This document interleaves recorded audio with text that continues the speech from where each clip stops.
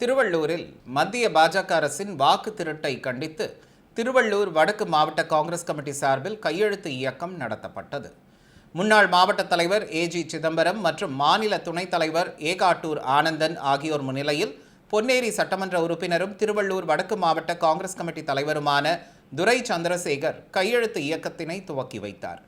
பின்னர் செய்தியாளர்களிடம் பேசிய அவர், வாக்கு திருட்டிற்கு எதிராக இந்தியா முழுவதும் உள்ள மக்களிடத்தில் கையெழுத்து பெற வேண்டும் என எதிர்க்கட்சித் தலைவர் ராகுல் காந்தி வலியுறுத்தியதை தொடர்ந்து தமிழ்நாட்டில் மட்டும் 1 கோடி மக்களிடம் 1 மாதத்திற்குள்ளாக கையெழுத்து பெற்று குடியரசுத் தலைவரிடம் ஒப்படைக்க வேண்டும் என்ற நோக்கத்துடன் இந்த கையெழுத்து இயக்கம் நடைபெற்றதாக கூறினார்.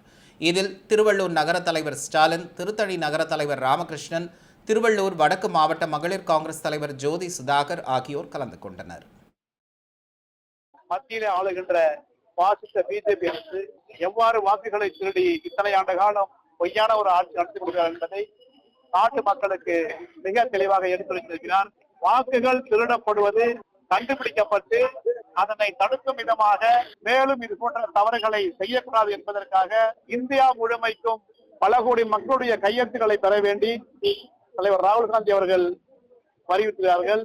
அந்த வகையிலே தமிழ்நாட்டில் மட்டும் சுமார் 1 கோடி பேர் மக்களுடைய கையெழுத்துக்களை பெற்று ஜனாதிபதியில் ஒப்படைக்க வேண்டும் என்று எங்களுடைய தலைவர் திரு செல்வப்பிரந்தை அவர்களும், எங்கள் நாடாளுமன்ற உறுப்பினர் மரியாதைக்குரிய திரு சசிகாந்த் செந்தில் அவர்களும் வலியுறுத்தியிருக்கிறார்கள். அந்த வகையிலே மிக விரைவில் 1 மாத காலத்திற்குள் சுமார் 1 கோடி கையெழுத்துக்களை பெற்று ஜனாதிபதியில் ஒப்படைப்போம்.